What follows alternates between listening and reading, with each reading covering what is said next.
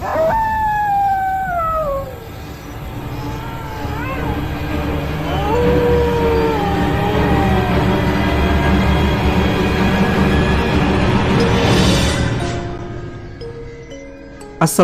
warahmatullahi wabarakatuh. Jumpa lagi dengan saya Tama dalam Ada Apa Gerangan. Bagaimana kabar kalian? Semoga selalu diberikan kesehatan dan juga rezeki yang cukup. Kali ini dalam segmen Alaming Lelembut, di mana saya akan membacakan kisah nyata yang pernah dialami seseorang yang bersinggungan langsung dengan alam lelembut ataupun makhluk gaib. Nah, cerita kali ini sebuah kisah nyata yang dialami oleh Bang Dels di tahun 2003 bersama Bang Bani dan teman-temannya melakukan ritual di Gunung Galunggung. Seperti apa cerita lengkapnya? Teman-teman, ada apa gerangan? Ceritanya mulai dari sini.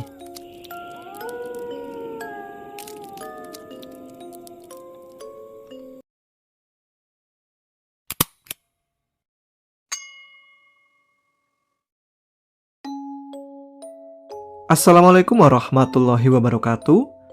Mudah-mudahan gak ada yang bosen ya dengan cerita saya yang sedikit horor tapi kebanyakan konyolnya. Sesuai dari permintaan maksudnya netizen, supaya saya cerita tentang Gunung Galunggung, maka saya akan bercerita di Ada Apa Gerangan. Mungkin sebagian dari pecinta AG Channel tahu cerita ini ya. Saya akan mengulang ceritanya buat yang belum tahu. Oke, cerita ini masih tentang aku, Dels, si musisi nggak jadi-jadi, dan sosok Bani, Bon Jovi KW, yang setia dengan rockernya. Selama 10 tahun, aku berjuang di pagelaran musik atau festival musik di Jawa Barat. Dari mulai SMA, kenal musik rock yang dicekoki oleh abangku sendiri. Akhirnya, aku pun bergelut di idealisnya genre ini sampai sekarang. 2008, akhirnya aku menemukan sebuah manajemen yang katanya mau menerbitkan bandku dan materi-materi lagu yang kuciptakan sendiri melalui kontrak band selama 5 tahun. Saat itu masih zamannya pita kaset dan CD.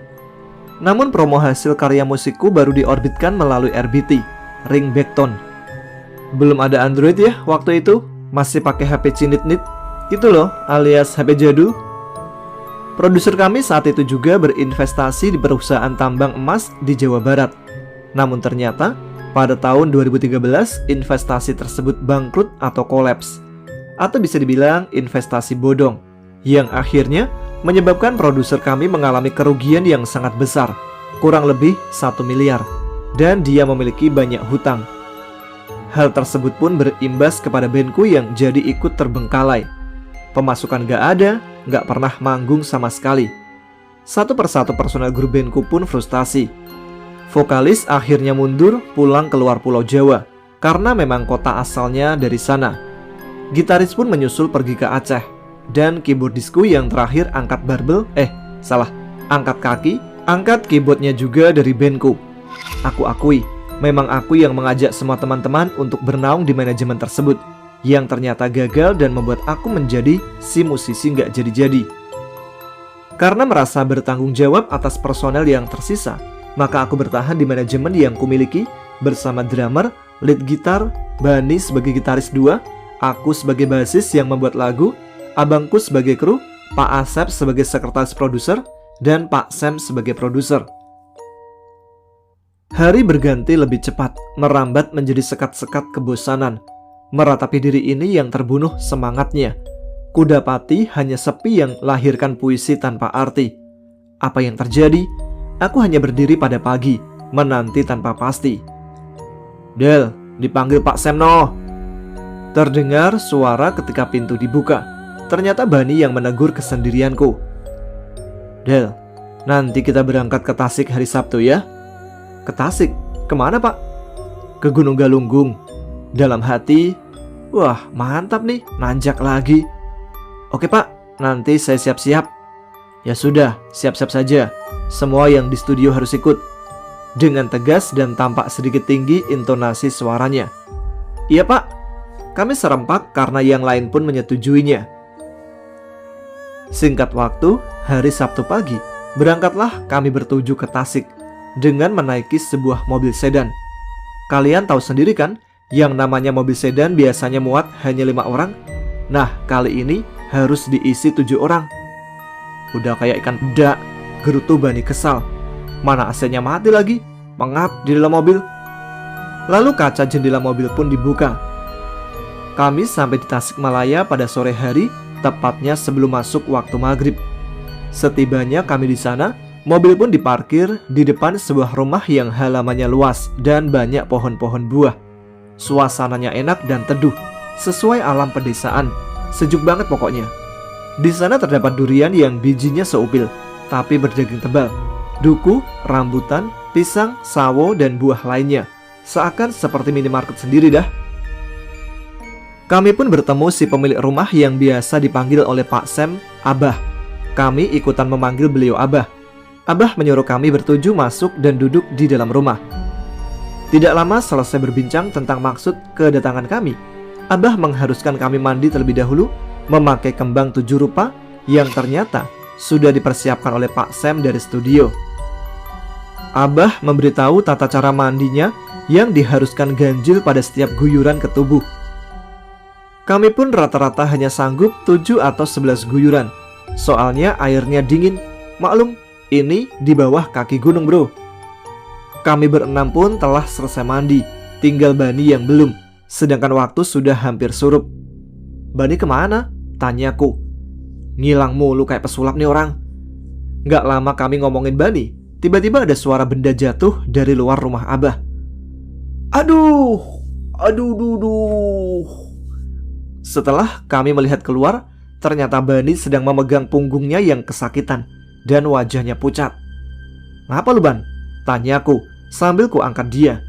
Ketika kuangkat, terlihat di dalam kaosnya ada buah menteng yang mungkin diambilnya sebelum dia jatuh.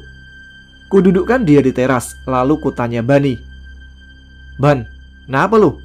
Tanyaku sambil kukeluarkan buah menteng dari dalam kaosnya. Sambil meringis, Bani menjawab. Tadi gua naikin tuh pohon menteng. Nah, lagi asik petik tuh buah. Kan posisi satu tangan gua lagi ngambil buah dan satunya lagi pegangan ke dahan di samping gua. Kenapa gua jatuh, Del? Soalnya tangan yang megang dahan itu kerasa megang kenyal-kenyal kayak bersisik. Dan ternyata ular, Del. Jadi gua jatuhin diri, Del. Untungnya cuma 2 meter aja ke bawah, tapi tetap aja sakit. Jelasnya. Kan lu bisa ambil dari bawah, gak usah naik ke atas. Kan pendek tuh pohon, juga banyak yang ngegantung, seruku. Tapi di atas pohon banyak yang kuning, terus mateng, makanya gua naik, Del. Sebenarnya bukan ularnya yang gua takutin. Lu tahu kan, gua pecinta reptil juga. Nih ular hijau bukan sembarang ular kayaknya. Soalnya, tadi pas gua lihat, kepalanya pakai mahkota emas kecil dan ada batu permata berwarna di sekeliling mahkotanya. Yang bikin gua kaget, ular itu ngomong ke gua, bro. Aku mendengarkan dengan penasaran. Bang, lagi ngapain di sini? Bang, nanti kalau ketemu anak ular hijau 2 ekor, jangan dipukul ya. Dia nggak ganggu kok, nggak jahat. Kalau ular berwarna gelap, boleh dipukul. Soalnya itu kiriman gaib. Aku sih coba berpikir bijak saja. Ular itu kan hewan ciptaan Tuhan juga, makhluk yang bertahan hidup juga seperti kita. Jadi jangan diusik. Aku setuju dengan Bani yang merupakan pecinta binatang. Gak pernah sekalipun dia menyakiti binatang. Setelah itu, kulihat Abah berdiri dan berjalan melipir sedikit ke pojokan rumah. Di sana kulihat Abah seperti sedang memarahi seorang wanita yang sangat cantik dan anggun. Berpakaian hijau seperti putri kerajaan, memakai mahkota pula. Namun tidak terdengar apa yang mereka ucapkan. Hal tersebut kubiarkan saja. Yaudah, mandi sana. Giliran lu tuh, kataku. Abah kembali menghampiri kami dan bicara. Oh iya Ban, nanti aja mandinya. Abis maghrib, pamali. Terus nanti nimba ya, soalnya airnya habis. Tapi dasar Bani, si anak suek gak diindahkannya pesan dari Abah. Dia malah nyelonong ke sumur tepat saat azan maghrib berkumandang, sambil bersiul dan bersenandung lagu Sunda yang terdengar oleh kami. Namun, 5 menit kemudian, terdengar suara benda tercebur ke air. Sontak kami semua kaget. Apaan tuh? Jangan-jangan si Bani nyemplung ke sumur, pikirku. Tapi untungnya salah, karena tiba-tiba Bani berlari ke arahku dan yang lainnya dengan nafas ngos-ngosan dan peluh di dahinya. Suwek bener, gerutunya. Aku berdiri dan mendekatinya yang terlihat sedang memegangi lutut dan gemetar seluruh tubuhnya. Kenapa lagi, Ban? Lu nyemplung ke sumur? Sialan tuh nenek-nenek, bikin gua kaget. Nenek siapa? Gak tahu, demit kalau tuh nenek. Gimana lagi ceritanya? Apes amat lu. Lagian kan tadi udah dibilangin sama Abah, pamali kalau lagi surup mandi, mendingan kita diam dulu sambil dengerin suara azan maghrib. Iya ya, gua ngeyel kali ya.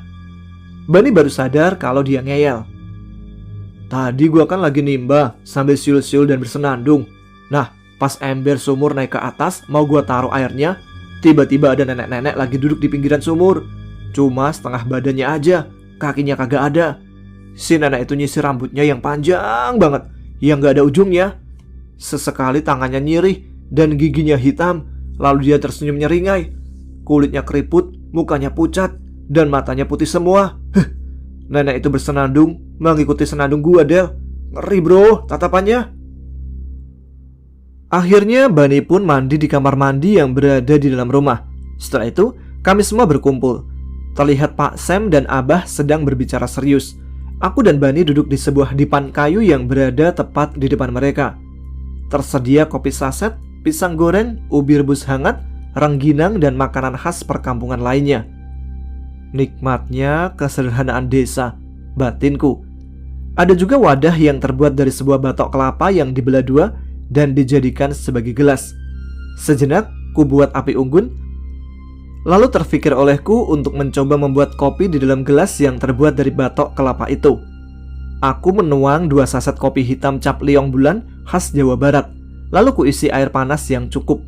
Setelah itu ku ambil sebatang rokok yang menjadi favoritku hingga sekarang, Sampurna Mad isi 16. Bukan promo ya, tapi mahal banget sekarang rokok itu. Namun baru ku hisap rokok itu dan ku ambil gelas batok kelapa yang berisi kopi hitam, ternyata sudah surut setengah karena terlihat garis di pinggirannya. Siapa yang nyeruput ya? Padahal masih panas, asapnya juga mengepul-ngepul. Kulihat Bani senyum-senyum. Suwek nih bocah, bodo amat lah. Lalu ku hisap rokokku kembali. Dengan asiknya ku mainkan asap rokokku sambil ku tengok gelas kopi per 5 detik. Tapi gelas itu menyisakan ampas kopi hitamnya saja. Aku melongo dibuatnya. Bani menepukku dan bilang, "Makanya nyet, kalau ngopi atau makan nawarin, kan ada gua di sini. Terus ada juga yang gak kelihatan bro." Mendengar itu aku berucap lirih, "Coba kalau emang kalian ada, jatuhin gelasnya sekalian." Dan ternyata beneran jatuh gelas itu. Aku cuma terdiam sedangkan Bani tertawa di sampingku. Terbersit di pikiranku. Akhirnya aku pulang ke pelukan sang alam dan akan kembali kulangkahkan kaki ke pintu rimba lagi, tersirat mencari inspirasi untuk membuat lirik dan lagu di puncaknya. Tapi ternyata tidak sesuai ekspektasi. Kami tidak mendaki, padahal sudah kusiapkan pendakian ini. Esok harinya selepas isya, kami semua berjalan ke sebuah air terjun. Aku hanya memakai sandal jepit dan jaket gunungku. Sebelum kami berangkat, Abah berpesan, "Nanti siapa saja yang ditawari sesuatu atau dikasih barang, jangan diambil ya. Terus kalau kalian melihat gua, jangan dimasuki." Kami mengiyakan saja. Aku pikir kalau gua pasti tempat binatang hutan. Padahal aslinya, menurut Abah, gua itu tempat para siluman. Kaki terus melangkah, melipir melewati sebuah anak sungai. Terasa dingin airnya yang bersumber dari air terjun yang turun dari atas gunung. Airnya bersih dan jernih. Terlihat ikan kecil, serangga dan lumut, seakan tempat ini masih alami, belum dirusak oleh manusia. Karena aliran airnya juga bermanfaat untuk masyarakat sekitar sebagai sumber air minum, juga pengairan ladang-ladang dan persawahan yang terbentang luas. Abah berjalan paling depan, Bani berada di paling belakang, dan aku di depan Bani. Tiba-tiba, aku melihat seorang wanita cantik sekali. Mulutku pun menganga. Lalu aku menoleh ke Bani yang ada di belakangku. "Ban, cewek cakep banget Ban." Sungguh perempuan itu sangat cantik sekali, yang mungkin tidak pernah kulihat sebelumnya, baik di dunia nyata ataupun dunia maya. Dengan rambut panjang terurai, Sungging senyuman manis dengan lesung kecil di pipi dekat kedua ujung bibirnya. Putih bersih wajah dan alis tipisnya menambah aura cantiknya. Aku mendengar dia berbicara kepadaku. "Bang, ambillah ini bang, sebagai hadiah." Suara gadis itu mencoba merayu. Aku dan Bani saling tatap seperti terhipnotis. Tapi untungnya aku segera tersadar akan ilusi itu. "Udah Ban, jangan diambil tuh barang, biarin aja." Setelah berkata seperti itu, gadis itu wajahnya berubah seperti kecewa, sambil tangannya masih memegang sebuah nampan yang berisi emas dan berlian berkilauan yang menumpuk dalam bentuk kalung, cincin, dan gelang zaman kerajaan. Gadis pembawa nampan perhiasan itu tidak nampak kakinya. Kupikir karena terhalang kabut tipis saat itu. Untung aku ingat akan petuah Abah. Entah apa jadinya jika ku ambil perhiasan itu. Mungkin aku bisa diambil oleh sosok tersebut, yang pada akhirnya aku tahu bahwa dia adalah siluman penghuni goa yang berada tidak jauh dari gadis-gadis tersebut. Kami berdua lanjut berjalan menyusul yang lainnya. Tidak lama, gemericik air sungai terdengar lembut menyapa telinga. Aku terjaga saat melihat jempol kakiku menempel hewan hitam yang cukup besar. Lalu kusentil hewan berwarna hitam itu karena aku panik melihat kakiku berdarah-darah. Saat ku basuh kakiku dan si hitam terlepas, dalam hatiku bersyukur. Alhamdulillah, kakiku baik-baik saja. Aku baru sadar, ternyata itu adalah pacet, hewan penghisap darah yang awalnya sebesar lidi bisa membesar hingga sebesar jempol tangan. Saat kusibakkan celana jeansku yang sama-sama robek di lutut, sama seperti yang Bani pakai, terpampang 3 ekor pacet menempel di betisku, sedang menghisap darah dengan santainya. Ku ambil rokok, lalu ku sobek kertasnya. Ku ambil tembakonya, ku campur dengan air, dan kusiramkan ke pacet itu. Mereka pun meluncur jatuh sendiri karena keracunan. Ampuh bro, cara sementara ngusir pacet. Sampailah kami di sebuah air terjun yang cukup indah dan gemuruhnya menandakan derasnya air yang turun. Di sana terdapat banyak batu-batuan yang sangat besar dan berlumut. Kami dipaksa melakukan tapa dengan posisi bersila di batu-batu besar yang ada di sana. Dan di depan kami semua diletakkan hiyo. Bagi yang nggak tahu hiyo itu apa, hiyo adalah sebatang lidi yang dibakar yang biasanya untuk sembahyangnya orang-orang Cina, entah untuk apa. Posisiku bersila berada di samping Bani, tidak jauh, hanya 2,5 meter jarak kami. Dan jarak yang lainnya pun sama. Kami semua diminta untuk memejamkan mata. Setelah 15 menit aku melakukan itu, tiba-tiba sangat terasa hawa di sekitarku berubah aneh. Aku merinding sejadi-jadinya. Pori-pori tubuhku terbuka, tengkuk leherku meremang, perasaan tidak karuan. Kupaksakan mata ini kubuka. Istighfar pun aku ucap. Astaghfirullahaladzim. Aku melihat ke depan, ke kanan, ke kiri. Tubuhku lemas, jantung seperti dipacu berdetak secepatnya. Kaku dan terpaku diri ini dibuatnya. Panik bercampur takut. Ketika mataku melihat sekeliling tempat kami bersila, ada banyak sekali makhluk berdesak-desakan, seakan melihat konser musik band favoritnya. Ada pocong yang bermuka gosong dengan belatung-belatung di wajahnya. Ada kuntilanak yang tertawa nyaring seperti meledek siapapun yang diganggunya. Ada siluman ikan dan siluman lain yang banyak jumlahnya. Namun, fokusku teralihkan pada anak kecil bertelanjang dada, berkepala besar, dengan telinga lancip, gigi runcing, dan ingus yang tidak berhenti-henti menetes. Menjijikkan. Ada pula anak kecil serupa dengannya, yang terlihat sedang memainkan yuyu. Mungkin makhluk ini yang disebut tuyul. Dia lalu bilang, "A, ngapain di sini? A, ngapain di sini? A, ngapain di sini?" Dia bertanya sebanyak 3 kali. Sungguh membagongkan.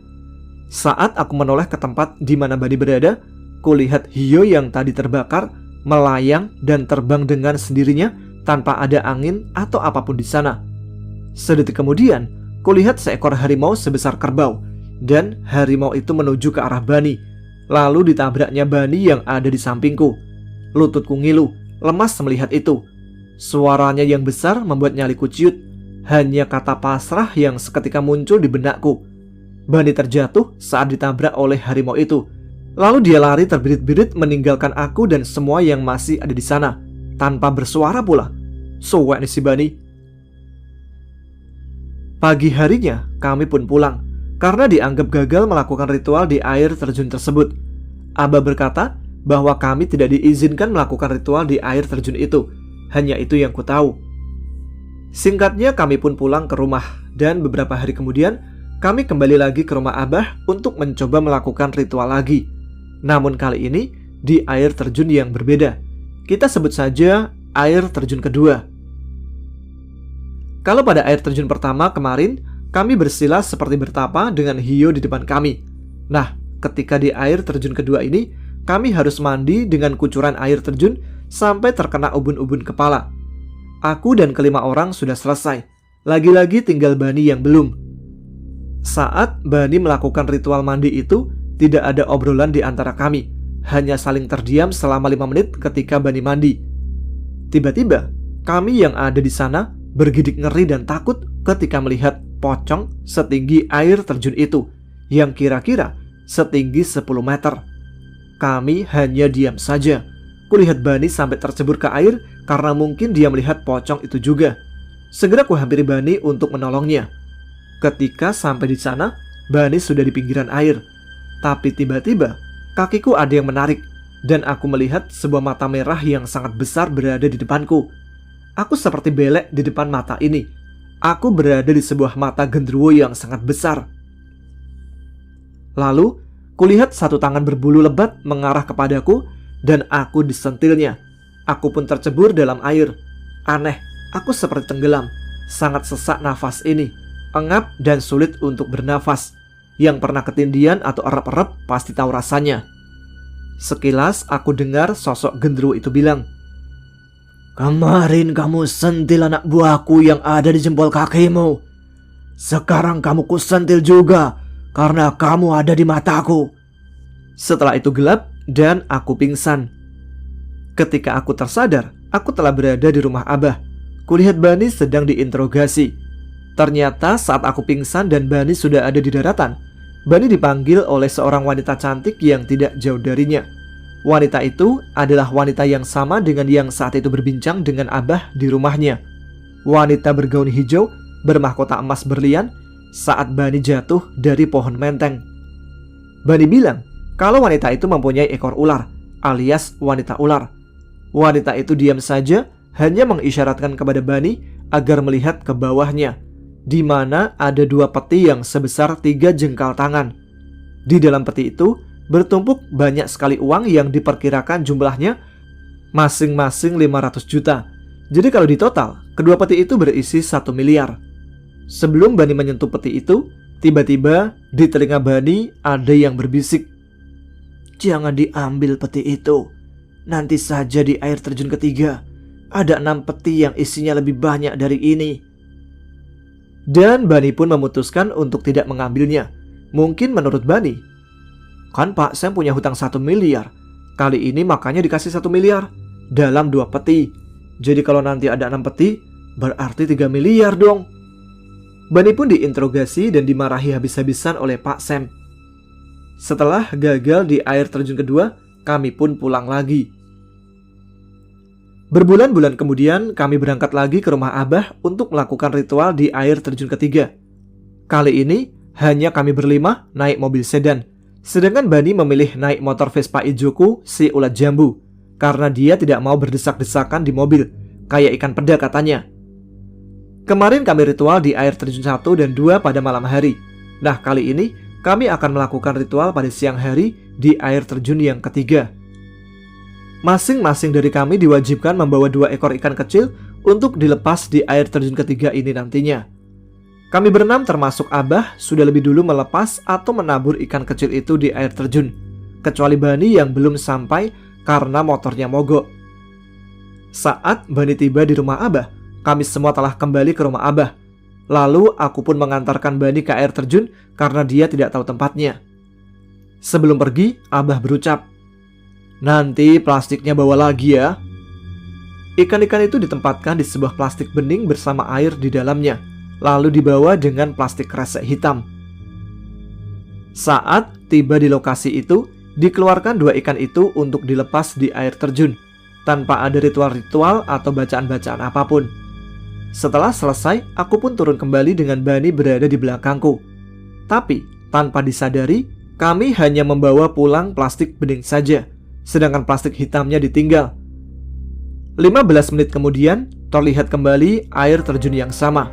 Saat kulihat plastik bening yang kupegang, ikan itu kembali ada di dalam plastik dengan sedikit air, dan itu merupakan ikan yang sama yang dibawa Bani tadi.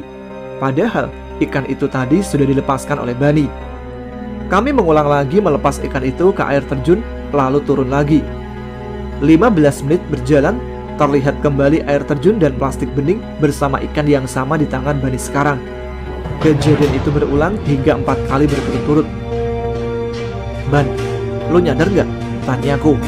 "Iya," sahutnya. "Kok gini ya? Aneh banget ini, diulang-ulang. Ada apaan ya?" Tiba-tiba terdengar suara yang menggelegar. "Jangan buang sampah sembarangan." Seketika aku sadar akan plastik hitam yang kubuang, dan saat kuulang lagi ikan itu ditabur, lalu kuambil plastik hitam dan kubawa. Benar saja, aku menemukan jalur yang benar dan tidak kembali lagi bertemu dengan air terjun yang sama. Namun, sekali lagi aku tersadar. "Ban, lihat deh aliran air itu." Kalau biasanya air itu bergerak dari atas ke bawah, namun kali ini tidak. Aku melihat air itu berjalan mundur ke atas menuju air terjun. Bukannya turun, arusnya malah kembali ke atas seakan melawan gravitasi. "Masa iya air itu arusnya mundur? Bodoh amat ah," gerutu Bani. "Udah, buruan balik." Aku pun diam saja dan berjalan lagi. Sesampainya kami di rumah Abah melakukan ritual di rumahnya. Lalu ketika sore hari menjelang malam, Bani disuruh kembali ke air terjun ketiga itu sendirian. Karena Bani yang kemarin mendengar adanya 6 peti berisi uang di air terjun ketiga itu. Dan dia pun menyanggupinya. Singkat cerita, akhirnya Bani kembali dengan tangan kosong, terlihat wajahnya lesu, tergurat kegagalan. "Gimana, Ban? Mana petinya?" tanya Abah. "Buru-buru peti, Bah. Yang ada gue bisa ditelan bulat-bulat. Ada ular piton segede mobil pemadam kebakaran melingkari 6 peti itu. Gimana ngambilnya coba?" "Emang sih ada 6 peti sesuai yang gue dengar kemarin, tapi isinya bukan uang. Peti itu isinya koin emas semua. Terus gue mikir, gimana bawanya? Pasti berat kan?" "Emang somplak lu, Ban. Kayak gitu lu pikirin nanti lah. Waktu kecil dulu lu kagak pernah dibedong ya? Suek bener." "Kan sudah Abah kasih tahu caranya, Ban," kata Abah yang aku pun tidak tahu cara itu. Hanya Bani dan Abah saja yang tahu sebelum Bani berangkat menuju ke air terjun itu sendirian. Sudah. Memang sepertinya bukan rezeki kalian kayaknya." Sekali lagi kami gagal. Namun kegagalan Bani ini sebenarnya merupakan pertolongan dari Allah supaya kita tidak menikmati hasil pesugihan. Abah menimpali untuk terakhir kalinya. "Pak Sam, mungkin bukan jalannya Anda melakukan hal seperti ini. Atau mungkin juga Pak Sam tidak ada hak di gunung ini. Maka dari itu kita sudahi saja sampai di sini. Maaf sebelumnya," kata Abah kepada Pak Sam. Singkat cerita, kami pun pulang dan peralatan studio dibawa kembali ke rumah Pak Sam yang ada di Jakarta. Seiring berjalannya waktu, akhirnya aku tahu bahwa Banilah yang mau ditumbalkan oleh Pak Sam di Gunung Galunggung itu, dengan harta sebagai gantinya. Aku dan Bani pun tahu dari penuturan dan kejujuran dari Pak Sam sendiri ke Bani langsung. Namun yang aku salut dari Bani, dia memaafkan apa yang Pak Sam lakukan kepadanya. Hingga saat ini, Bani pun telah melupakan kesalahan Pak Sam. Pak Sam sendiri minta maaf dengan tulusnya sambil berucap, "Saya nggak bisa ngasih apa-apa buat kamu, Ban.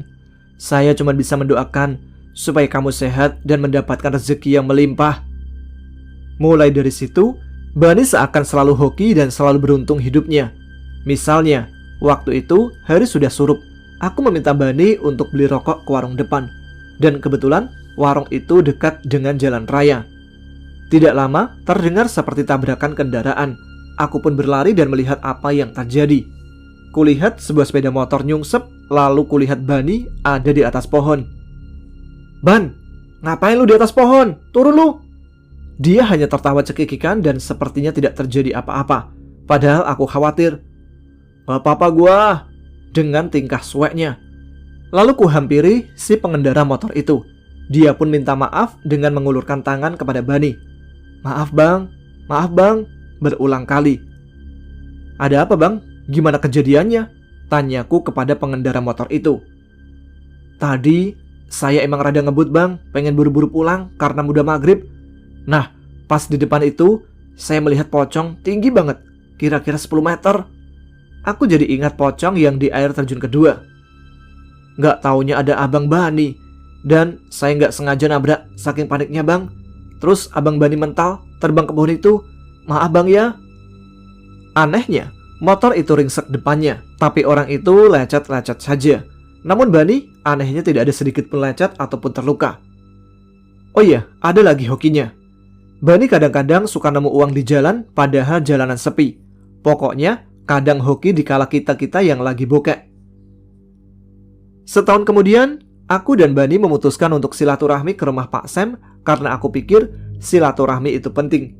Yang aku tahu, Pak Sam itu karakternya tegas, keras, dan anti senyum. Jadi dia itu tidak pernah senyum, serta temperamental. Tiap hari tiap malam tidak pernah sekalipun tertinggal ritual minuman-minuman keras. Karena aku dan Bani yang menemaninya, kami pun juga ikut ke dunia itu.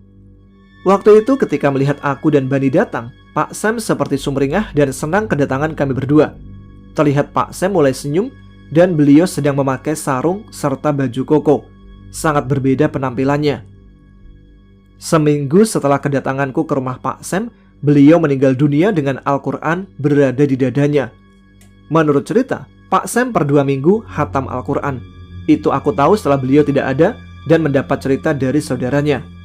Dan sebelum meninggal, beliau sempat ingin naik haji. Namun karena takdir berkata lain, akhirnya diwakilkan oleh adik Pak Sam yang berangkat haji setelah meninggalnya Pak Sam. Sebelum pertemuan terakhir itu, memang kulihat perubahan drastis dari Pak Sam ini. Kulihat senyum teduhnya. Beliau selalu menunduk. Kesederhanaannya tampak jelas sekali kulihat. Bulir-bulir air wudhu itu pun terlihat berkilauan di muka beliau seperti berlian yang berkilauan. Ya, kusadari keistimewaan air wudhu itu. Dari semua jalan cerita ini, mungkin semua berpikir Banilah biang keroknya, selalu telah datangnya, ngeyelan. Tapi di balik itu semua, kalau dipikir lagi, Banilah yang menjadi penolong kami untuk tidak terjerumus dalam pesugihan ini. Yah, keren Bani. Dan ya, Bani mimisan lagi. Biasa, dia kalau berinteraksi sama makhluk gaib selalu mimisan. Ambil hikmah dan pelajaran di dalamnya. Jangan pernah punya niat untuk melakukan hal-hal di luar ajaran agama. Gua Deds undur diri. Nantikan cerita gua selanjutnya bagi yang suka. Komen sebanyak-banyaknya ya. Salam rock and roll. Dan holding on bro. Wassalamualaikum warahmatullahi wabarakatuh.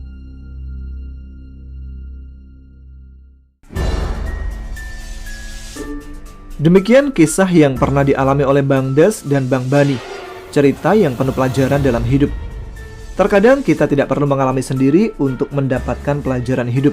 Kita bisa ambil hikmah dari cerita yang pernah dialami oleh orang lain. Terima kasih kepada Bang Des yang meluangkan waktunya menulis kisah ini. Dan terima kasih pula untuk teman-teman sekalian yang telah menyimak episode kali ini. Jangan lupa subscribe bagi yang belum, tuliskan komen, tunjukkan eksistensi kalian. Saya Tama pamit, tetap semangat, selamat beristirahat. Wassalamualaikum warahmatullahi wabarakatuh.